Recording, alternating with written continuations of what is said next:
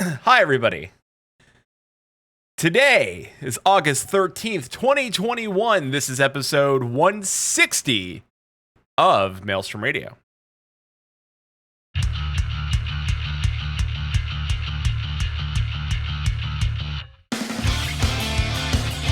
Maelstrom Radio.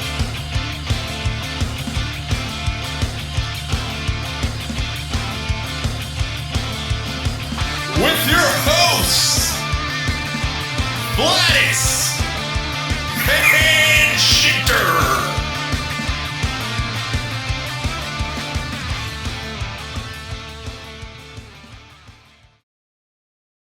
And welcome, everybody, to Maelstrom Radio. My name is Peter. With me, as always, is my good friend and co-host, Quinton. How are you? Hello, hello. Hi. I just realized that I knew that today we were talking about Final Fantasy, so I'm like, I'm going to wear my Final Fantasy shirt. Yeah. Not realizing that the Final Fantasy shirt I decided to wear was Shinryu, which is very green. Green, yeah. And gives me a giant hole in my chest on stream. That's fine. So apologies, stream. I was not thinking. It's okay. I have a bowl of ramen But, on my shirt, which kind of shows up. That's pretty awesome. With the wave. Oh, yeah, with the wave. I Yeah. like Yeah. Yeah. For those confused by my comments on Twitch earlier, I said that I was dying behind the scenes, not BTS, the K-pop band. I am dying behind the scenes because before the show started, I tried to give the intro and said that today was April 18th, and there is nothing correct with that statement whatsoever. Nope, nothing close. Nothing was close. It's fine. I'll be a hollow. Mm-hmm. Good designs. Yes. Yeah, let's get into this week because one, all right. Let's just get into it. One, Coffee. Yeah. Myself and Susan went on a mini vacation to Chicago, and we drank a lot of coffee at I don't want to say it's a mega Starbucks, so that's the wrong term for it.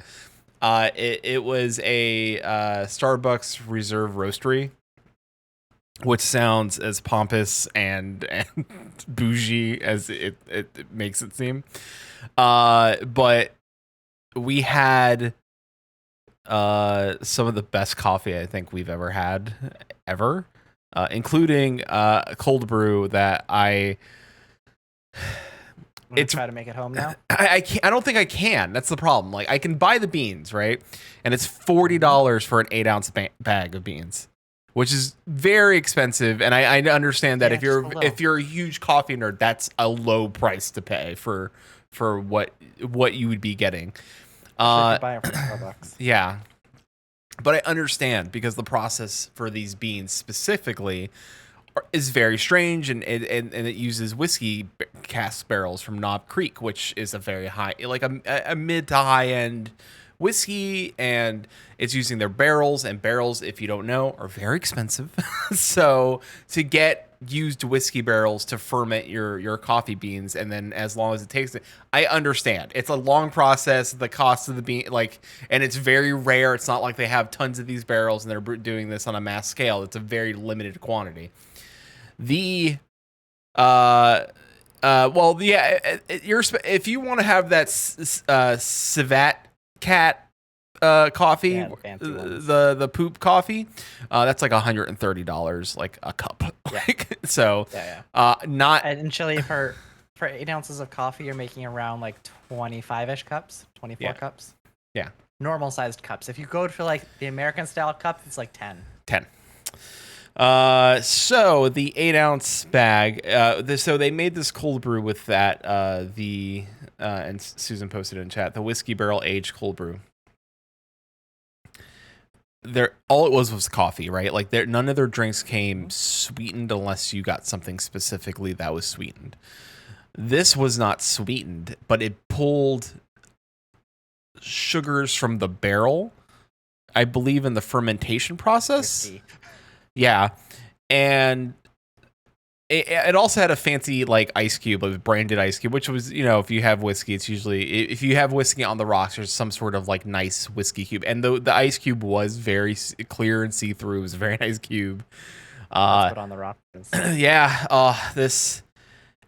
It was like it wasn't drinking coffee, right? I knew it was coffee, but it tasted of chocolate and caramel, and it no bitterness whatsoever.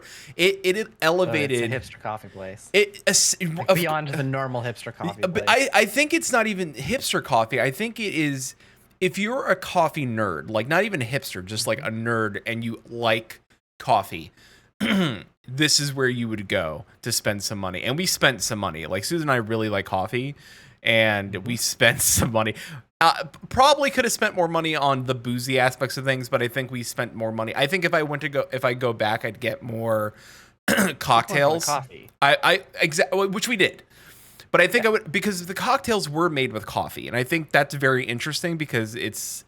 But a lot of the stuff I wanted to try, we ran out. Like they couldn't give me the flight of martinis using like special liqueurs and stuff like that. And are like, oh, we're using not the whiskey barrel aged cold brew, but a different cold brew in this plus. And I was like, ooh, and they're like, we just don't have this. I'm like, all right. So I got a special whiskey drink that had infused.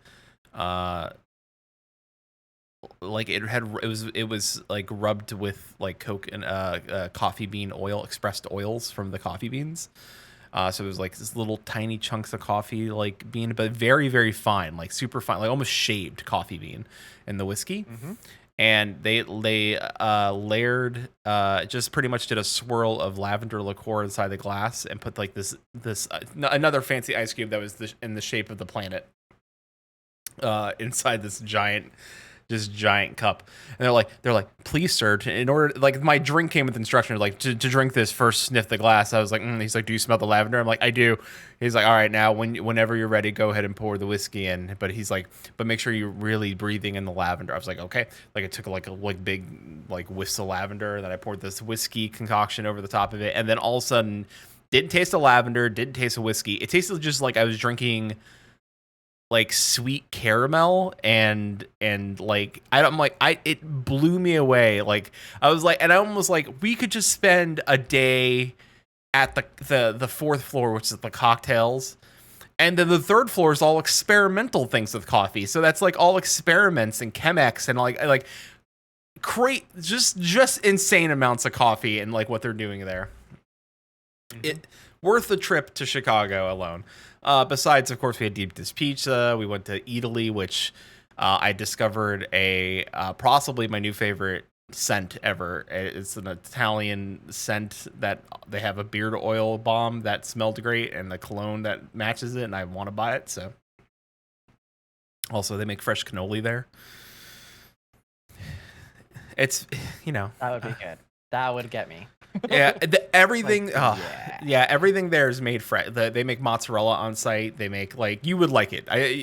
Less so.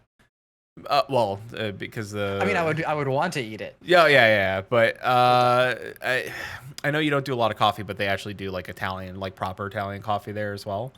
So yeah, I like espresso drinks. Yeah, well then coffee drinks. Yeah, so that would be up your alley, for sure. Yeah, it would be up your alley. And then I would try them. Like I especially like when it's a good coffee. Like I'll that's not too bad. It's like a lot of the stuff that tends to be burnt or mass produced doesn't do anything for me. I will say everything at the Starbucks was not mass. Like they were roasting the beans there. So yeah. So like that's why I think it was at a different level than like your normal Starbucks. And at the bottom, the first floor was a normal Starbucks, but even then I think they were using like some of the beans that they were roasting in-house. It was really Willy Wonka's chocolate factory, but for coffee. And then Italy was the Italian food restaurant for Willy Wonka's chocolate factory.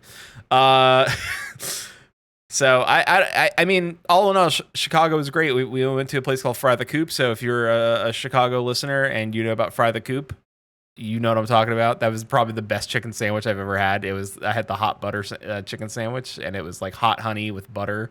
Like it's hard to explain. It was delicious. Go look it up. Amazing place. The heat levels really jumped from medium to hot. It's just a fun time overall. Like and also nice just to get away after the year of not leaving anywhere and buying a house and all the stresses. Just to get away for a few days and be in a different place is just a nice feeling. Yeah. So just to get up and change things over. Like it's surprising how much that can change things. Susan said that she brewed a pot of the gay agenda this afternoon, and it's delightful. I have not tried that yet, so. It's not the word I would have used. I've not tried the gay agenda. No, the gay agenda is great. Yeah, okay. Delightful? Yeah, I'm trying to think. There was a word. I had it in my head, and now it's gone, and it's ruining the joke, so... Anyways. It's got fruit in it. It does. I mean, it's caramel. I don't know. Susan can. I know you were telling me about it. It sounded good. I have not. I'll try it tomorrow and it's Ash approved. It is very much Ash approved. So before I get into my Final Fantasy week and talk about what the hell's going on over there, because that's going to take some time. What did you do this week? And I know we did things together too, so I'll let you cover that in yours. True. All right, this week on my week, there wasn't a whole lot actually. We had a kind of a quiet week. We did our mount farm. We finished up Heaven's Word, so that's good. We're moving into Stormblood now. We played with Susano a bit. I think we finished up. Yeah, we finished up Susano. We moved on to Lakshmi, but we're doing pretty well with that. And that's you haven't been able to join us yet, but hopefully next week we'll be able to continue that. D&D took a break this week, so instead I visited some friends, and then we had our Terraria stream last night, which kind of was a mess. We got to kill Skeletron finally, which was nice. And then we just kind of failed to do well in the dungeon, although I think that we've got a better idea going in now. And then off stream, we decided that we were going to go to Hell. So we visited Hell and then got some stuff prepared for that. So next week, we'll be a little bit better off going into Terraria. Yeah. Other than that, I've just been slowly leveling my classes, trying to get things to 80. I know the event just started today again, the Moonfire Fair, so I'll probably go and do that, get my new mount, and then, continue leveling back Machinist. Yeah. So Susan said, you're just in time to join the mount farm group when you're back to the ones that we need. Suspicious. Yeah, no, it does sound suspicious, but I will guarantee you.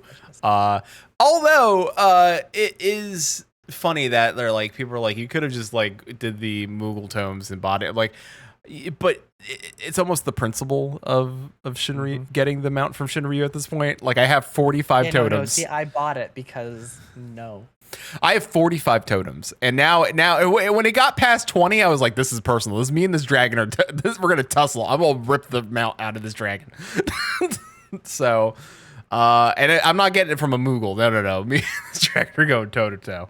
Yeah, but now you're just doing it unsynced, and it's just easy. That's fine. I don't care. Like, it's worth it either way.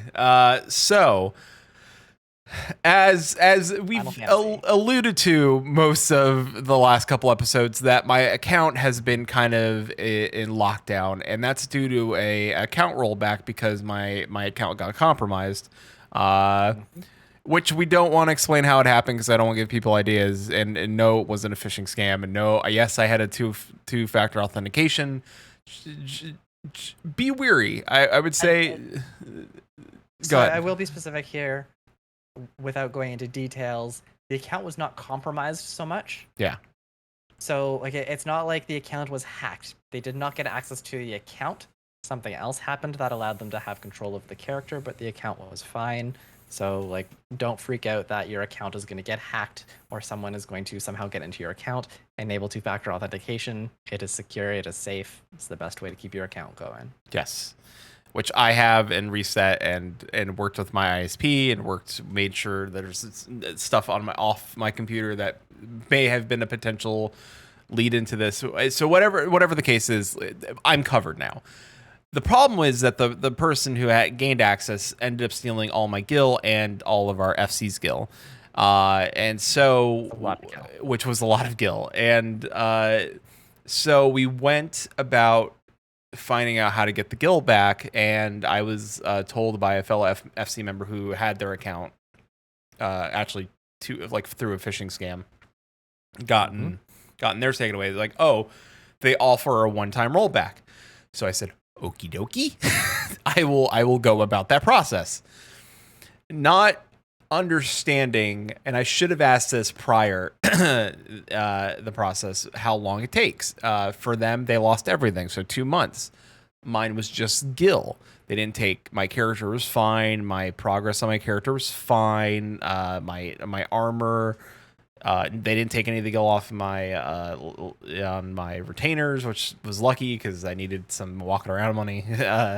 But just Gil, and specifically also put your money on your retainers. Yes, honestly, if anything, put the money on your retainers. Like that is, I absolutely like a takeaway from this. Please put your money on your retainers.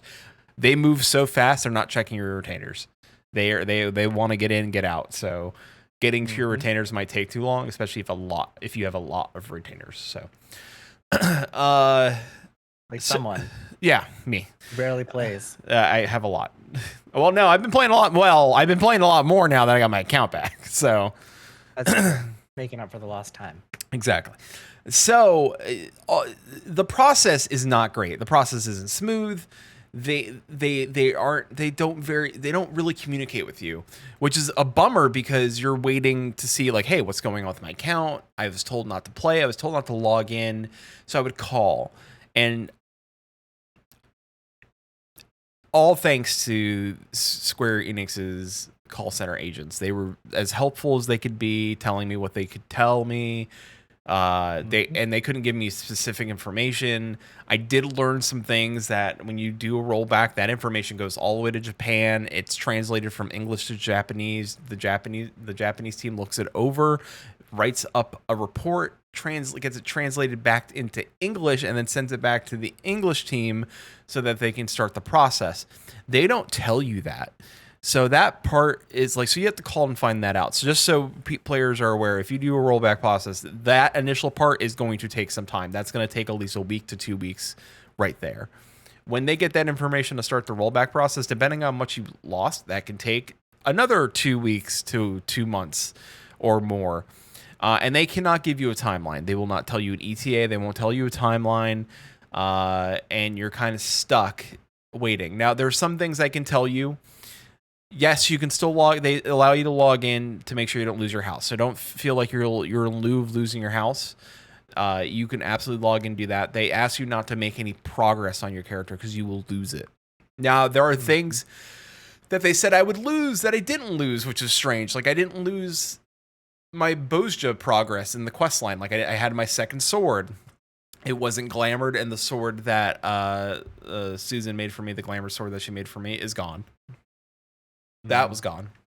I lost some of the tokens from Bozja, but I didn't lose my metal levels, which is strange. Like it's like it's weird. Like the stuff, like yeah. That's what I was very confused. Like going into my character, I was so confused about the stuff that I didn't lose more so than the stuff that I did. I was like, oh, I expected to lose things, but it's strange what the things I didn't lose. Didn't lose minions, even though I was told you, oh, you're gonna lose minions, you're gonna lose your triple triad cards, you're gonna lose your blue mage spells. Didn't lose any of that. I didn't lose. But I did lose like the Siryu sword that Susan made for me. I did lose, like I said, a couple of Bozja items, like the stuff to turn in, which is absolutely fine. Like I'll just farm that stuff back up. It's not a big deal. And I did lose levels on my crafters. So, and I lost the and the other thing, I lost the tools you get from those the quests. So it's like, oh, neat, I guess. Like, so my quest progression was fine. My levels were somehow lost, but now I have to go back and like, yeah, it's so baffling, and none of that was communicated. So they're like, at the end of it, like you will get a detailed email stating what was happened, like, and that's what I was waiting on, like this long email or like something like, hey, this is what we found, this is what happened, this is what the rollback, like at least letting me know as a customer. Right. What? Nothing. What's going on? All my email was a sentence long saying, "It's now complete. Enjoy Final Fantasy 14." I was like, "Thanks. I guess this is what I get, huh?" An attaboy. Sure. Would I? So my knowledge to you, if your account something happens to your account, and it's just Gil. Do not do a rollback. Farm yourself. Report the person who whatever as much as you can, and make sure that they get that report. Because I found it interesting that we reported this person weeks into like the day that it happened. I reported it. Susan reported it. Officers in the FC reported it. We reported the person. Mm-hmm. It wasn't until they did the translation and did the investigation that they're like, oh, we found the person and we did an RMT on them. I want to point out that rollback didn't take place until almost maybe a month after the initial letter, because I kept getting bounced around about what to do with my account. So a month later, that's when they said, oh, hey, you're right. And now we've blocked this person. So the initial email that we sent about this person they didn't care. But it wasn't until the email about the rollback is like, oh, we care now. So I think SE needs to invest some money in streamlining the process or finding a better way this process can be handled. I will tell you, I've dealt with this before, not like getting my account compromised or anything like that, but just dealing with stuff getting deleted on accident or losing something and dealing with like customer service with other MMOs. And let me tell you, pretty straightforward process. Like, hey, it's a little bit not as easy. I accidentally lost all this stuff and I didn't mean to, or I accidentally dropped my main set of gear off my character. Like, no problem. Bloop, bloop, bloop. Like, here you go. Like, bloop, bloop. And they just give you the stuff back. No questions asked. Here it is. It shouldn't be a 2-month process to roll back a character or. And then Susan in chat says, do you think it's because of the Japanese translation stuff that slows it down? I don't know, because that happened. We had submitted and then we waited 2 weeks and I called and said the translation's done. So they're going to start the process now. So even if I was willing, like the 2 weeks is fine. So even if that 2 week process happened and they should have, if the process is just coming back and saying, all right, he did lose his guild to this. Here's your guild. Right.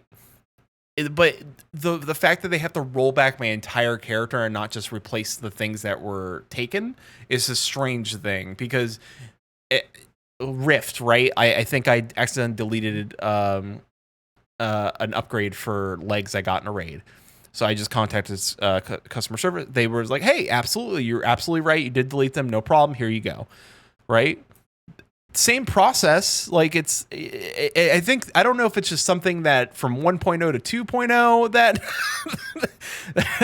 or I don't want to say it's the spaghetti code beneath the layer of like polish they've been trying to fix. I don't know. I do not know. It just seems like it needs a better process overall.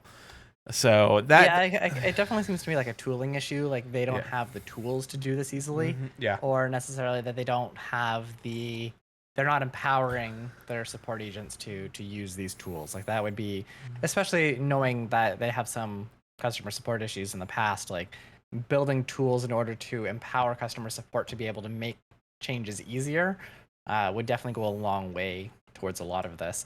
So there's definitely some things going back and forth between different countries and different regions for sure. Like, for example, with Rift, Trion's offices were in California, so they literally just talked to each other. Like there wasn't a huge thing there. So I'm sure that they built a lot of the tooling internally as well that they might not have here.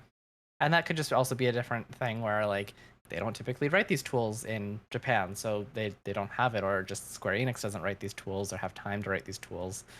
So I think it's a combination of just like, this is not a culture thing that they have. And I don't mean Japanese, I mean as a company, their culture might not be to like, let's build the tooling to help customer support, which is relatively common until it gets to a point where it's like, hey, you can spend a couple hours writing this thing and you save thousands of hours of support time.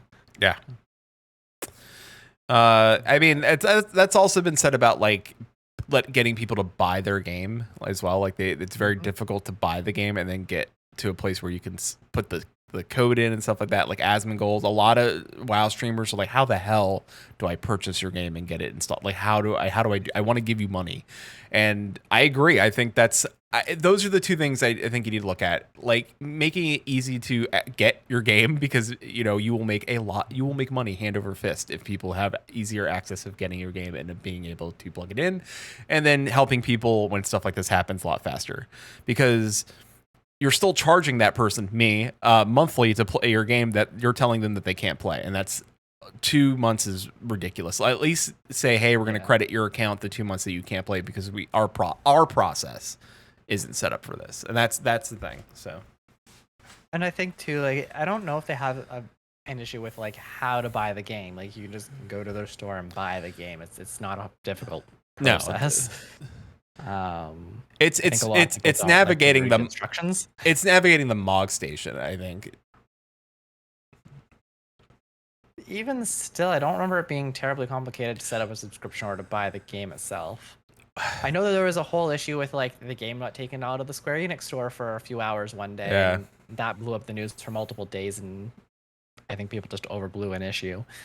And they're like, same thing, like, what happens if you get a sudden influx of players and you have now thousands of new players trying to get in at the same time? The servers are slow. Well, yeah, that's what happens. It's not like you can suddenly magically support thousands and thousands of new people within seconds. It takes a little while to readjust everything, and that's what they did, and now everything's fine again. Yeah, even Susan said, like even buying things in the online store, I had to enter my username and password like 3 different times. It's true. It's like nothing interconnects. Mog Station, so the Final Fantasy XIV online store, previously Mog Station, is a mess. Yeah. Square Enix store is a mess, but like, just the game itself is not too bad.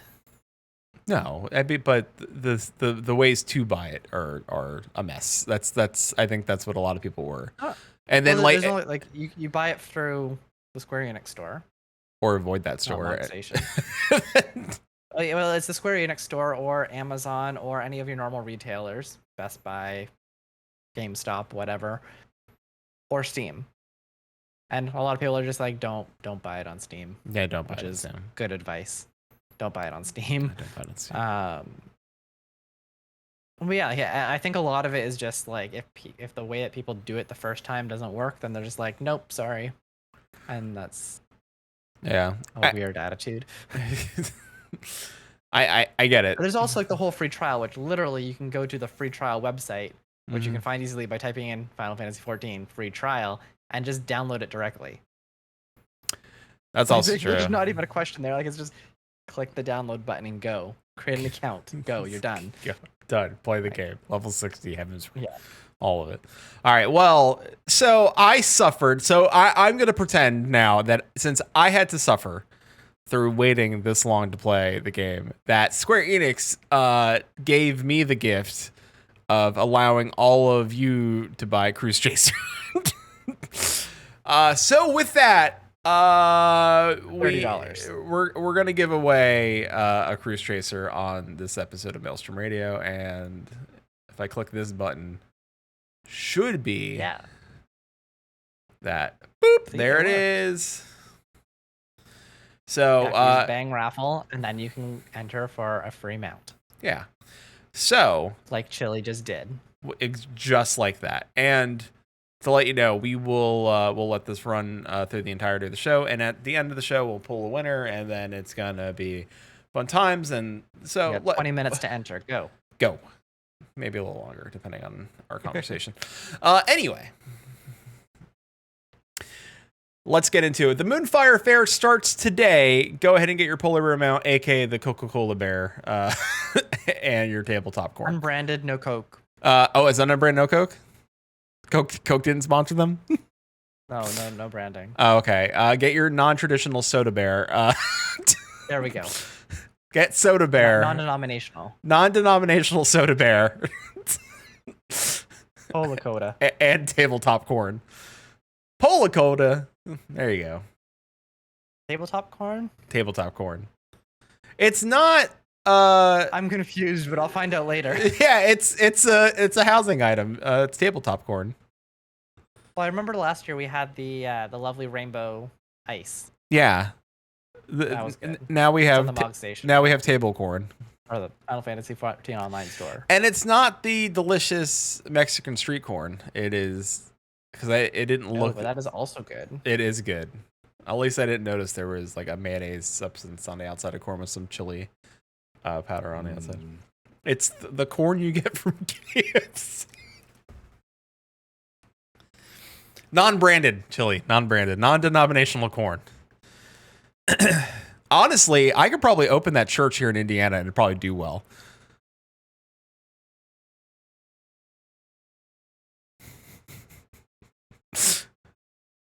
Anyway, I think that's all of our news. And then Joseph said to Orville Redenbach, "Let there be movie style."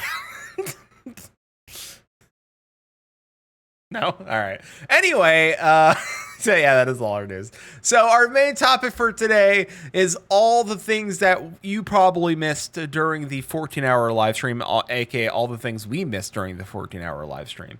Because I was sleeping. Well, for most of it, yes. But there were some things that happened during the 14-hour live stream. I think that were lost in not necessarily lost in translation, but just lost to the people that didn't stay up for 14 hours or figured, hey, we got the live letter. That's all I wanted to pay attention to. But Yoshi P does like to chit chat. People do ask Yoshi P questions for 14 hours. So let's dive into a little bit of that. There was a 2-minute video that was translated about Yoshi P talking about Final Fantasy 11, and I had no idea, and maybe I could have missed this, but did you have any idea that he was over Final Fantasy 11? Not directly, but it kind of makes sense considering he's overseeing Final Fantasy as the senior producer. Yeah. So it does make sense that he's kind of overseeing both of those. Both in hindsight. yeah. But no, I wasn't aware of that until I watched the video. So he's over Final Fantasy 11, and also shocking, they're in talks for actually creating new content for any. And it says Final Fantasy 11 is doing great, like making money. It's profitable. It's making money. Still popular. I mean, that we knew. Well, yeah, of course we knew that. If it wasn't making money or if it wasn't neutral, they would have shut it down. Yeah. Also, I mean, as much as he doesn't want to shut it down, he doesn't. As soon as the company's just like, no, can't really do a whole lot there. Well, he said even when they go no, he's looking at trying to like make it so that it's as cheap as possible to run that game for people, so that the memory doesn't die. And I don't know if Square will let a Final Fantasy game die. Like, I don't like they always somehow like give you the ability to play a Final Fantasy game. They'll even remake the hell out of games, good or bad. So, and then you have to wait years for a pixel remastered and then fix the font yourself. But then it's good. So it's fine. But those all sold and made money. Yes. Like, there's a difference between the games that they put out, like 1 through 10, 10-2, 10-3, and like 11 and 14. 13-3. Right? Like, all of like the other games, they made their money back and then they become profitable. And they could put in a little bit of effort to port, but they don't have to put in a significant effort unless they're doing a full remake of the game like Final Fantasy VII. Yeah. Yeah. Which again is profitable and they made all of their money back on because people have much nostalgia for that. Bajillion times over. Versions. A bajillion times over. Right, and that being said, like 11 and 14, if people stopped playing those, then those just sit there and cost money, right? Like there's nothing worth continuing to have that. Like it's not like they can just, all right, we've made our money on 11, we're done. That's going to be a continuing cost forever. So at some point, they will probably end up shutting it down. They could release a server code or something if they wanted to, like have fans maintain it or something, but I doubt that would happen. It really will become a business decision at some point. He could fight it for as long as he wants. Yeah. And I think right now he has the pull to fight it. So, he's bringing in money, so he's gonna. As long as he's doing that, they'll. I think at this point they're just let him do whatever he wants, within reason. I mean, 14 is still like 14 would probably be able to subsidize 11 if it came down to it. Yeah, it's not. But. He did say that he would like to put it on cloud servers so that, and I am not super familiar with not so much the infrastructure, but the cost of running a cloud server? Like, do you think that's like it's cost effective more so than running like a server, like a server center? Like, I feel like it's running off of like a MacBook Pro someplace. So like if you're running it in-house, it's usually significantly cheaper. Your cost for running it in-house tends to be you have to do your hardware yourself. You have to do a lot more work for it, right? Like you have to hire people to maintain it all. You have to do all of the maintenance, the replacing things that break, and constantly like upgrading the hardware and whatnot. And over time that gets a little bit expensive. So a lot of people want to outsource it to the cloud, quote. And the cloud is just a fancy word for saying someone else's computer. So instead of you doing all of that work, you hire a third party to manage all that for you. Now, of course, they have to have all of those costs themselves, and they can spread it across all of their customers. But in general, you're still paying for all of the work that they have to do for this. And for a lot of people, this is worth the investment because they don't have to do it themselves. But for a company that's the size of Square, it might not make sense for them to move to the cloud from a financial point of view, but it might make sense from a maintenance point of view. So they don't have to actually do anything with 11. They can just run the game, right? Like they can put the content out, they can do all of it, and someone else can take care of all that maintenance piece. And it will cost them a little bit more overall, but not having to maintain everything, like the operational overhead and logistics of everything might make it worth that extra cost. Yeah. Monetary cost. I think it's interesting. I think let alone just the fact that he wants to create, like they're in talks of creating new story content for 11 is huge. Like a game that has yet, like I know they've had small like minor updates, but nothing like on a major scale. So if he's really to like invest a little bit of money in, I don't know what type of content it would be. I don't want to say, oh, it's going to be an expand because I don't know. But I mean, even if it's just like DLC, which they have released, and it's like a DLC story content, and it's like a small thing that somebody, that's great. That's great news for Final Fantasy 11. So, and I mean, we know Yoshi P's all about saving, MMOs and and keeping things alive. So he did a great job with. He really did. So there is one thing with the cloud server that I do think is pretty good, and that is that offsite piece. It's not you that's running it. So we know that 14 is currently in the process of provisioning and getting Oceanic servers ready.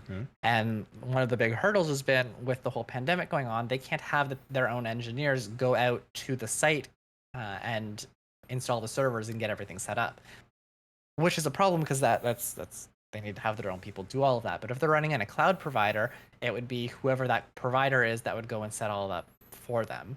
So if they're planning on, say, distributing their servers across many more areas, like in theory, they could have multiple locations across North America, or they have multiple locations across Europe or Asia or Oceania, like anywhere around the world, basically, especially as we're looking to things like cross data center travel and stuff like that. If they have to go to each of those locations, if anything comes up like the pandemic again, that's going to really cause problems with that. So having the ability to just have a partner that takes care of all of those for them and they just ship the code there is probably a relatively good business decision, because that means that they can do what they want to do faster. Makes sense. That does make sense. Well, I'm excited to see. I know I said last week that, if I didn't get my Final Fantasy 14 account back, that I would play Final Fantasy 11. Well, I have my Final. Everyone was hoping, and it's like, all right, I got it back. No more. Yeah. So I'm not gonna say that's off the table. I think it'll happen. It's just not gonna happen now because I gotta get like I have less time to get stuff done in 14, so I gotta get that stuff done first. To be fair, there's not a lot you have to do in the next 3 months. I mean, I gotta finish getting my craft. I want to get all my crafters to 80, so I gotta get all that done. You don't have to. I don't have to, but I want. Even if you get them to 80, they're gonna be useless when you start. I want to. I want to do that, and maybe level another job or two. So we'll see.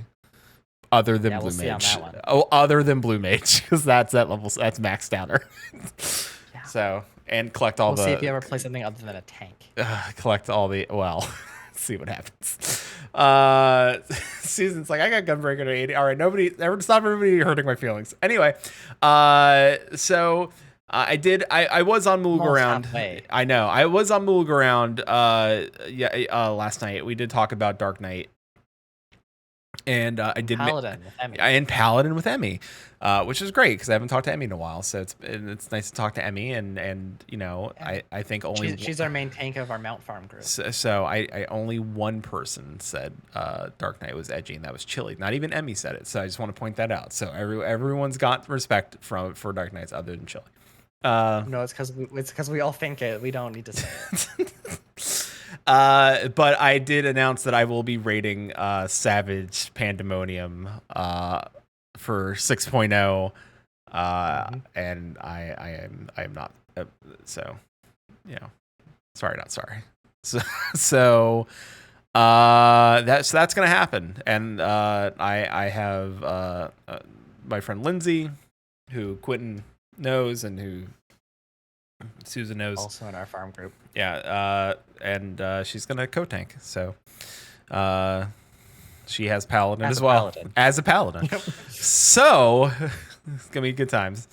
And so far, Susan might dip her toe in. She's not sure yet, and then Lindsay's husband might actually play. No. They might actually play. That was the conversation we had today. So, and anyone else I heard that's the past 2 expansions. No. Yeah. Well, I don't know. That's again. He'll play. It won't be for long. It's a funny story, but I don't want to bog us down. I can tell you off stream because I think you're gonna laugh, but I don't. It's only funny if you know the person. So sorry, podcast. It's a funny story, but unfortunately, if you don't know her husband, it's not funny. So I will tell you off stream. Also, so let's get into the other things that happened during the 14-hour broadcast. So some just cool things and tidbits. So some of the questions were like, hey, will Reaper be a synergy based class like Dancer or like Monk, where, you know, it leans towards support? And Yoshi said that he'll reveal the details in September. So we know that the next producer live letter is in September. So I think we're getting the job showcase in September. So we'll get, I think, unless they're doing specifically just a Sage and Reaper session in September, but I think they're going to they usually do a big one. It's going to be an overall, because there are other class changes coming. We know that. Yes, and we'll literally 3 questions down. We know. Yeah. Yes. Yeah. So, and he described the job as very, and I had to look this up, and I didn't know it. And I watch anime, and I might butcher this, but Chunai. Did I get that right?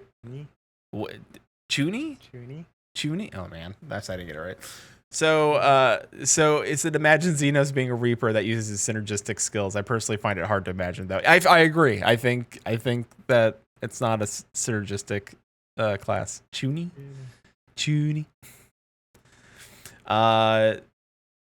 So of course. And people want to know if there's going to be NPC costumes, the Shadowbringers NPC costumes, specifically the Chai's. And if Lady Chai's costume would make you heavy set like her. And he said, I don't think he said yes. He said imagine being a monk while glamoring as the Chai's, but he does admit that they're great characters. So I don't think that'll happen. I don't think they'll ever do something that'll like morph your body in any sort of way, because I think it just won't. It just won't. So yeah, we'll find out a lot more in September, I think. And it's gonna be one of those ones. I feel like a lot of people are probably gonna be. It might be a little polarizing. Where a lot of people will want it one way, a lot of people will want it a different way, and neither will be happy completely of how it turns out. Yeah. And there's probably going to be class changes that are the exact same way. Yeah. Happens every year. Yeah. Well, Susan said chunai, or chuni is an adjective for describing teenagers who try to act cool by being super mature or different or dark and edgy, but fail miserably because. So, goth kids? It's a short term for someone who is roughly in their second year of middle school. Emo kids? And it's, I wouldn't say goth nor emo. It'd probably be closer to like a poser, someone who tries to be punk but isn't. Oh. Like you know those people that try to be like. Oh yeah, those kids that are they pretend that they're all big and like, but they're not. Like, and that's not really goth or punk or anything like that. Like, or emo for that matter. Like those are different. Aesthetic wise, maybe, but these are the people that like try to act like tough guys, but again, they're like 13 years old, so. Yeah, man, I used to mosh in Blink-182 pits. Wait, what? Yeah, exactly. There's somebody out there right now that said that. They're bummed. I said that. Yeah, but the thing is, that they're our age because Blink-182. Plus Blink-182, yeah. What's my age again? The people wanted to. I don't know why this, but people wanted to know what brand of cigarettes Yoshi P smoked. And I have only heard of one brand. So, actually, I've heard of two. I don't know what a cabin mile is. So, hey, but Yoshi P, we want you to stay around the long haul. So, quit for the players, maybe. That's a big ask. I can't. Do whatever needs you to get through the day, I guess. So speaking of jobs, will there be jobs where it's been changed so drastically in how they are played? If so, what will it be? Of course, you can tell us what job that is. I do want to. I appreciate that every single time that there's an interview or something like this, they always ask, "What are the job changes going to be? Yeah. What are the new classes going to be like?" And the answer is always the same. We're not telling you yet. Wait a little bit more until we're actually ready. September. I mean, I can ask. I know. I can ask you this though. What classes would you like to see get a little bit of overhaul? Like if you what class do you think, or classes do you think need a little bit of love? So I don't play a whole lot of classes. I'm slowly leveling all of them to figure out which ones. So I don't really know especially from like the meta perspective, what needs to get updated. I do feel like the healers need a little bit of changes, and we know that those changes are coming. There's going to be some very drastic changes to healers as they switch up how both Scholar and Astrologian play, and probably White Mage too to some degree in order to help balance it with Sage.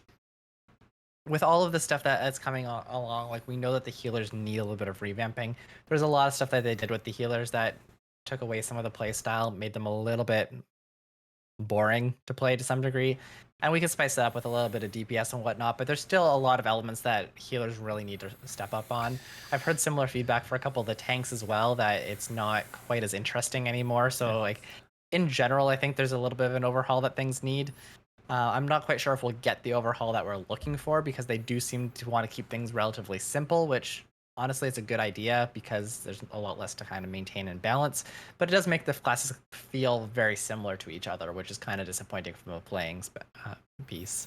Yeah. Shiny Charm Sparkle in chat. Please help Bard be a bard again. Yes, please. Thank you. When they took away our songs, it was really sad. When they turned us into mages, it was really sad.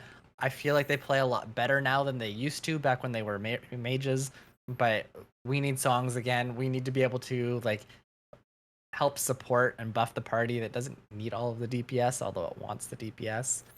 Yeah. Clear 2 is Stare. That would be good. If they could make a channeled spell called Stare for White Mage, where it's light glare, except you don't have to press the button every 2 seconds and you just stand there and you don't move and just constantly does the glare damage every 2 seconds. You could just AFK White Mage again. But yeah, and this is the same. And like from my own personal stance, I feel like I would like some changes to Ninja because it is the class that I least like playing because of the Mudras. And I know a lot of people like the Mudras, and I think it's a really neat mechanic, but I do think that there should be other options in order to do them, right? Like Dancer does it really, really well, where it has shiny buttons and you just press the shiny button and it does it for you. Like that, I think is relatively fine. And if Ninja had something like that, I think that it would be a much more viable class, especially for when you don't want to necessarily have your full mental attention on it. I agree. Also, Susan in chat says heart shiny buttons. I mean, all about the shiny buttons. Yeah, and I agree. Like I said, Dark. I talked about this on Move Around. Go listen to that episode. It was a good episode. I talked about Dark Knight and how I was there. You were, but not everybody here was. Absolutely, you should go listen to that episode. I did talk about Dark Knight and how it used to feel so great and unique back in Heaven's Ward and still in Stormblood, but now not so much. It's not good. So let's say, but we do know that. Wait, sorry, we're still talking about a class? Yeah, no, go ahead. Go ahead. No, I was stopping about my class changes. No, I was gonna go to the next thing. I was gonna say, but like that's not the end game. The true end game is glamour. It's glamour. I mean, my AF armor looks great, but I still like it's pointless if I'm not happy playing the class. So I'm still happy playing. Well, no, not really. It's much better for you to look good than to enjoy playing your class. Like, come on here. No. Well, speaking of changes, let's. Fabulous. They had asked Yoshi P. That was the word I was looking for. What? Glamour? The gay agenda should have been fabulous. Not delightful. Callback. That's the callback. That's the callback. That might be. That's the callback. I knew there was what I was looking for. It was fabulous. Sorry, Susan. I ruined the joke earlier. Somewhere, someplace, Susan Sprinkles writing down a show title says the gay agenda is fabulous. Or that too. So, speaking of callbacks, before we jump into the true end game, Susan wants to know: are either of us going to try Sage and Reaper? And the answer is yes. Yeah, I'll probably try Reaper. I will play both. I should try a healer class. I just don't know which one I would try. Probably not the one with the pets. So you say that as you also have boosted a scholar because you wanted the double class. I know, but it was the cheapest option, honestly. To boost a class that you don't play. Well, I wanted to try out. Well, now that they might be overhauling Summoner, so that might be pets. It still might be better. That's why I don't play Summoner. But it might be a better class. But if all they do is show up and do auto things. Anyway, they already show up and do auto things right now. Like that's a big thing with them. But I'm not a fan of pet classes in general. So any game, not under the pet thing. All right, Minions good. We're gonna get out of this before we make jokes. Let's say they asked Yoshi if he's gonna go if he was gonna go independent in the future and no longer SE. What? We're still talking about glamour. What? How are we still talking about glamour? We skipped the whole question. We did. There's two questions about glamour. Can we go to those first? Yeah, okay. We can go to the glamour. Okay. Yeah, because I know it's the. I did miss a question. I'm sorry, but. But honestly, we were ending on glamour because it's the end game. So, but we could start with them first. I was segueing into this, anyways. Yeah, go ahead. Glamour. Yes. Well, this one I think everyone, even myself, would have asked. They asked if the glamour dresser feels a bit not user friendly due to how hard it is to obtain. Coloring and how it can apply color to a glamour dresser. Will there be updates on this glamour dresser to address its clunkiness? And his response is pretty great. So good. I will do my best Yoshi P impression. The glamour dresser is quite a feature implemented very later in the game. We'll have to look into this. Yeah, a lot of.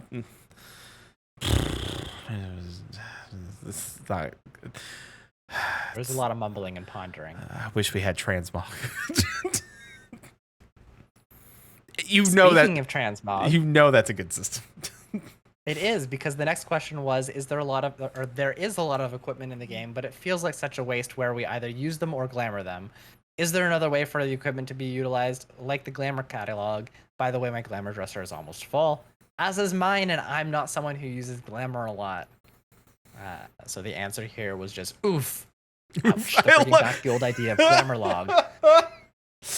I mean, we wanted to do so. We even had all the text in already, but we cannot include them all because it's too full and the data cannot handle it. I mean, if we can somehow make it recorded, it'd be nice, but we're definitely out of space to save such data.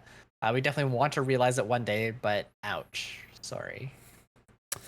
So I think this is good. Like, they know that we want it. They want it too. But the way that they have their data structured makes it very hard for them to add this system in. So, like, and I understand that. Like, it is a harder thing for them to do, and how they store their data is something that's integral to the entire game. Like, trying to rewrite that chunk is hands down probably the most difficult portion of this.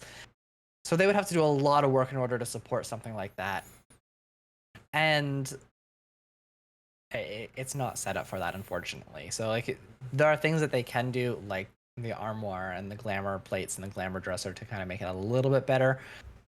But it's very understandable that they can't do this. And I know that this is like the number one thing. Like, honestly, if anyone out there doubts that if they could do this and they could do this well, they would do it in a heartbeat, because how many Mog Station items could they sell if you had infinite glamour space? Like, come on.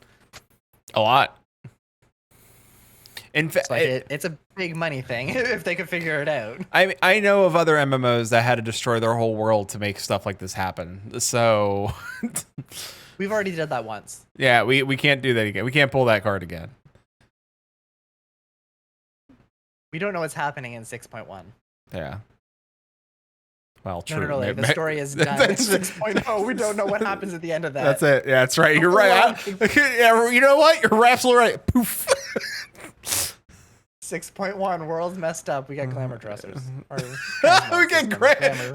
We destroyed the world again. Glamour catalog. Glamour catalog. Oh. Louis Swa just turns into an armoire.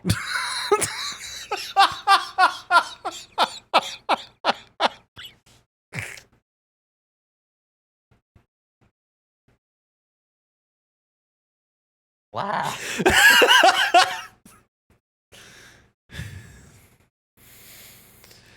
I can't wait for 6.1.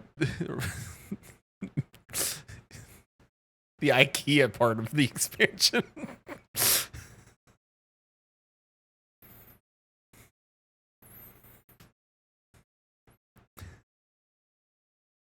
It's just it's just gonna be meatballs and bad furniture. Doctor of Deliciousness tried Louis more, but I was trying to think this in my head and I couldn't come up with it. But Susan did put in the Swa more, which kind of goes it's a little bit better. Yeah. Well, since I've now broken everybody. Since we have it, so assuming that like everything absolutely fell apart and Yoshi P was no longer there because the world blew up and we tried to replace it with a glamour log. They were asking what if Yoshida was to go independent, if he had all of the money that he had, or if he had as much money as he wanted and could go independent and he wasn't at Square Enix anymore, what sort of game would he like to make from scratch? Essentially described Diablo. To all of my children in which glamour falls abundant. Thank you, Shilly. Thanks.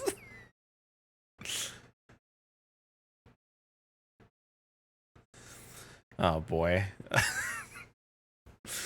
So essentially, to not like read a whole paragraph of stuff, essentially he described a Diablo like Fortress City type game, which yeah, fair. He's a huge fan of Diablo, so I could see him doing that. The other thing is, he would want to create one more MMORPG after Final Fantasy 14. Final Fantasy 18. I don't know if they do another Final Fantasy with.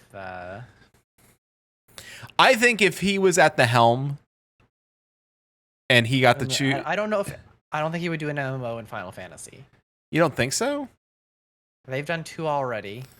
I don't know if they would do a third in the same universe. I could see them branching out to separate universes or a non-mainline world game. True. But Maybe. remember, Square has a lot of good IPs that the use tons. make another MMO. They have a Dragon Quest MMO, but I don't know if they'd go Dragon Quest. They do, and Monster Hunter didn't work out well. Well, that wasn't Square either. That wasn't Square. That goes Capcom. Yeah. So I don't know. If Square was gonna allow him to do one, it'd be interesting to see what they do. Dragon Quest. The Dragon Quest. The current Dragon Quest MMO is not super great. Strange. And he worked on Dragon Quest prior to Final Fantasy, so he's got knowledge of the Dragon Quest series. So it could be possible. But it'd be very, very like graphically different. It would be more cartoony than, which in the long run could work. So, but there'd be a lot of slimes. There'd be a lot, which Susan would like. So, you know. Chili says they do have a single player version of the MMO on the way for Dragon Quest. How does single player MMO work? Isn't that just a single player game with a lot of NPCs? Yeah. Or Genshin? I mean, I think it's more of like they had the MMO version and then they decided to turn it into a single player game, which is viable. Like, you can still play a lot of these games as single player. It's just like an offline version. Damn you. Yeah, I know. I was thinking of that one in the background of my head. Like, I got this. I got the second line. It's perfect.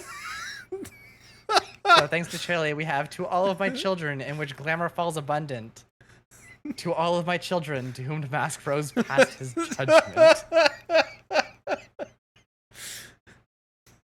The soul yearns for honor. And the flesh the hereafter. Look to those who fall before. And those who get dressed after.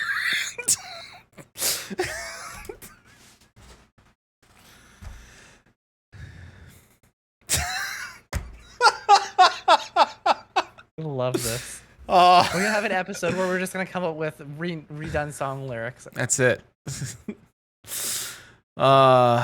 So lastly but not least, there will be changes on how guild usage on teleportation coming in patch 6.0. The changes may be both good and bad since we're going to the moon. Imagine the distance it takes to get to the moon for places that are way too far away. We'll have to increase the guild consumption to reach there. It already takes 1,000. Like, what are they going to charge? Like, what, 2,000? How much do you think it costs to go to the moon? Well, no. Think right now, guild teleportation charges are capped at $9.99 because they only do 3 digits. If they put that 4th digit in there, they can go up to $9.999. I'm not spending 10 G's to go to the moon. 10. You would 100% spend 10 grand to go to the moon. Don't lie. I don't Bezos me. You would do it in a heartbeat. Yeah, just make it your free spot. Who cares? I don't. Yeah, that's what I was gonna say. Yeah, you're right. You're absolutely right. I will make it one of my free spots. You're absolutely right. Yeah, but I don't want to go. You get to the moon, but you can't go home. I don't want to go to the Bezos rocket. I would choose anything. Can I go on Cruise Chaser? No, that's not. That's not space worthy. You have to go on the lunar whale. All right, to the moon. In the name. It's true. It is in the name. Boy, we learned some things, and also we've created a whole new version of answers. So I think a successful episode, honestly. You want to give away a Cruise Chaser mount? We should give away a Cruise Chaser. You should probably give away that Cruise Chaser mount. Let's give away that Cruise Chaser mount. All right, final call. If you haven't entered, bang raffle, and then you too can enter to get a thing. So with that, I will say, while we wait for any last minute entries, we will be back next Thursday for more Terraria. We will indeed be back next week with more Maelstrom Radio. We have special guests on the don't want to announce yet. I don't want to say. Yeah, no, we have guests coming in a few. We have guests coming in a few weeks, and so it does play the music. So I think we're good. I think we got all the entries in. So we do. It's confirmed. Go ahead and close. Okay, Susan says we do have guests on the 27th. All right, cool. All right. Oh, we do. It is confirmed, but we're not announcing it. We're not announcing it. I didn't want to say the date. I didn't know the date was actually locked in. So it is confirmed. Oh, yeah, we confirmed that earlier today. Okay, perfect. It's 2 weeks from today. Oh boy, can't wait. All right. Whoop.